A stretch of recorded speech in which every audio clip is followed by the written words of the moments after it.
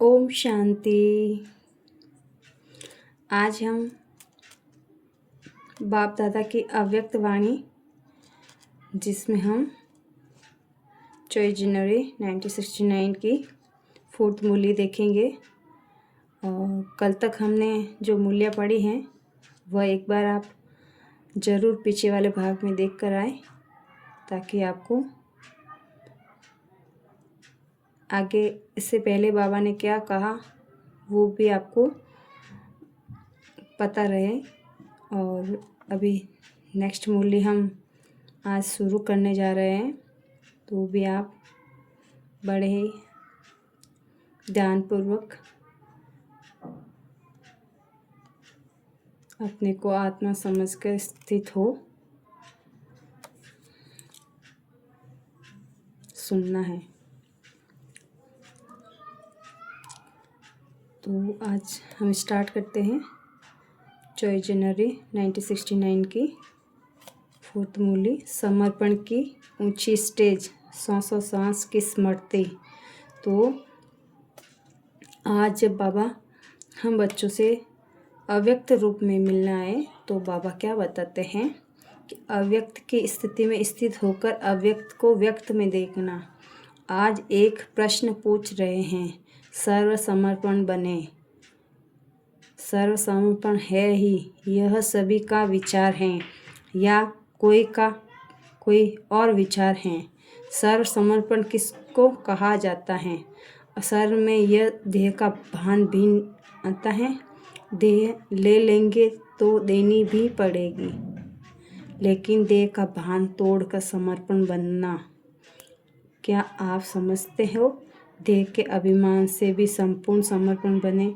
मर गए या मरते हो, यहाँ पे बाबा क्या बोलना चाह रहे हैं? मर गए हो व मरते हो, देह के संबंध और मन के संकल्पों से भी तुम देही हो।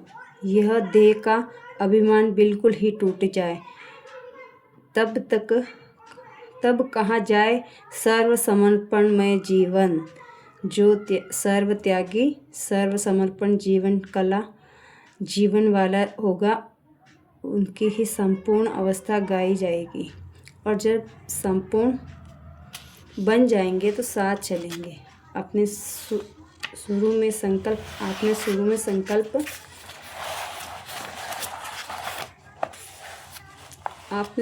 संकल्प किया था ना कि बाबा जाएंगे तो हम भी साथ में जाएंगे। फिर ऐसा क्यों नहीं किया? यह भी तो एक स्नेह है ना। और संग तोड़ एक संग जोड़ने की एक चेन है, जो अंत समय की निशानी है।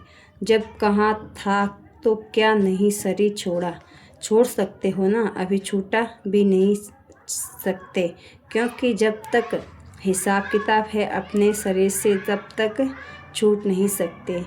योग से या भोग से हिसाब किताब चुकतू जरूर करना पड़ेगा। कोई भी कड़ा हिसाब रहा हुआ है तो ये शरीर रहेगा, छूट नहीं सकता। वैसे तो समर्पण हो ही, लेकिन अब समर्पण की स्टेज ऊंची हो गई। समर्पण इसको कहा जाता है जो श्वास स्मृति रहे, एक भी श्वास विस्मृति का ना हो। हर श्वास में स्मृति रहे। और ऐसे जो होंगे उनकी निशानी क्या होगी? उनके चेहरे पर क्या नजर आएगा? क्या उनके मुख पर होगा? मालूम है, हर्षित मुखता के सिवाय और कुछ भी नहीं होगा। जो जितना सहनशील, उनमें उतनी ही शक्ति बढ़ेगी।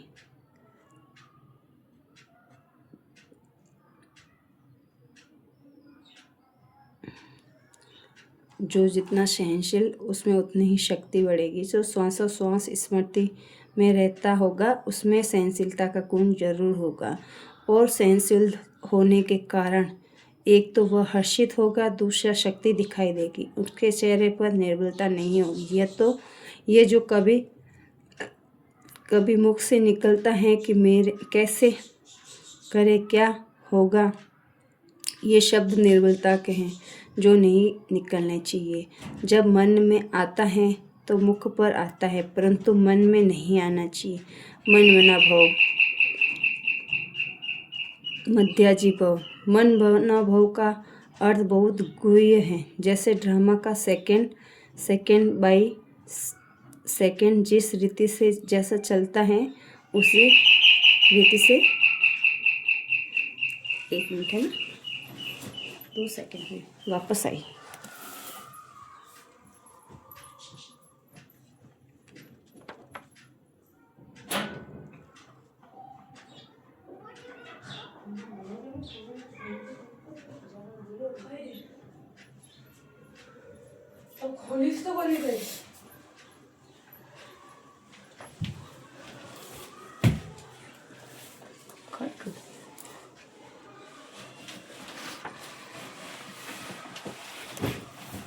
तो यहाँ पे हम चल रहे थे कि जो श्वास स्मृति में रहता है उसमें सहनशीलता का गुण जरूर होगा, और सहनशील होने के कारण उसमें एक तो हर्षित होगा और दूसरा शक्ति दिखाई देगी। उनके चेहरे पर निर्बलता नहीं होगी।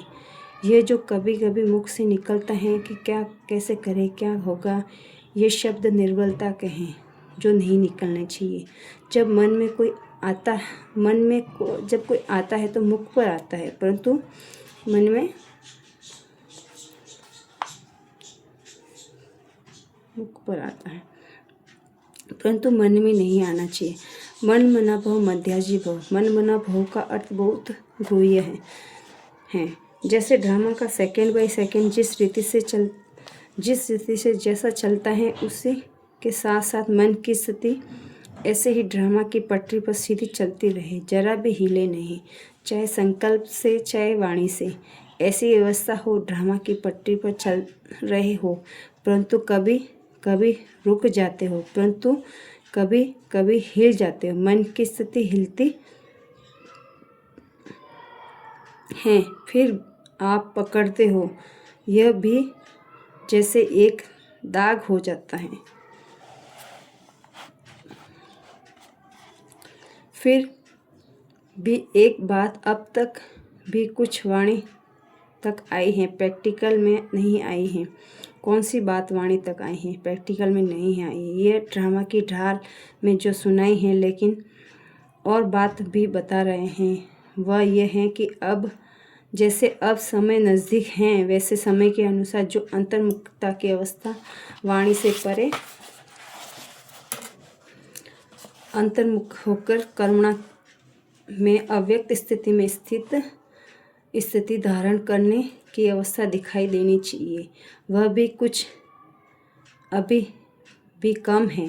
कारोबार भी चले और स्थिति भी रहे, ये दोनों इकट्ठा एक समान रहे, अभी इसमें कमी है। अब साकार तो अव्यक्त स्थिति स्वरूप में स्थित हैं, लेकिन आप बच्चे भी अव्यक्त स्थिति में स्थित होंगे तो अव्यक्त मुलाकात का अलौकिक अनुभव कर सकते हो।